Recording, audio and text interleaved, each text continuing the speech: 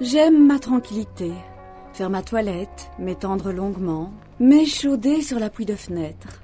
C'est tout moi, ça. Alors vous imaginez bien que le stress que ma maîtresse vit en ce moment à la maison ne nous réussit pas. Regardez-moi ce poil. Maudite réforme du chômage. Maudite dégressivité. Elles vont avoir de lourdes conséquences pour ma maîtresse. Dans notre société, en ce qui concerne notamment leurs revenus, les femmes sont déjà fort défavorisées. Celles qui sont seules avec charge de famille auront d'autant plus de difficultés à voir leurs allocations redescendre si vite au forfait de 1113 €. Et si elles sont cohabitantes, comme l'est une chômeuse sur deux, elles atteindront encore plus vite qu'avant le niveau d'allocation le plus bas.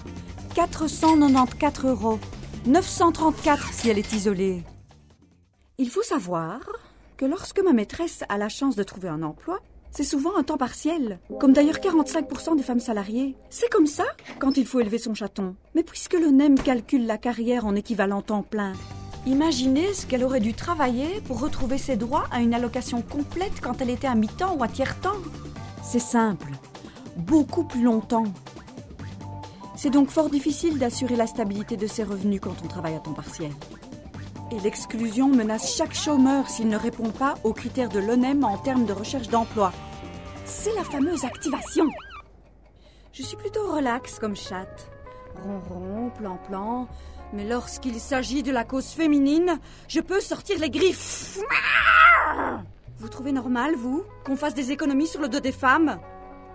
Laissez-moi vous rappeler que contrairement à nous qui en avons 9, vous n'avez qu'une seule vie pour faire bouger les choses. À bon entendeur, chalut. La dernière réforme du chômage est inadmissible. Elle va toucher les groupes qui sont déjà les plus fragilisés. Les travailleurs peu qualifiés, les chômeurs de longue durée, les travailleurs à temps partiel, les femmes, les jeunes, les cohabitants. 50 000 jeunes, dont 35 000 en Wallonie, se retrouveront sans aucune ressource financière en 2015. 150 000 travailleurs en plus se retrouveront sous le seuil de pauvreté de 1 000 € pour un isolé. En Wallonie, pour un emploi créé, il y a 25 demandeurs d'emploi. Stop à la chasse aux chômeurs! Stop à la chasse aux chômeurs!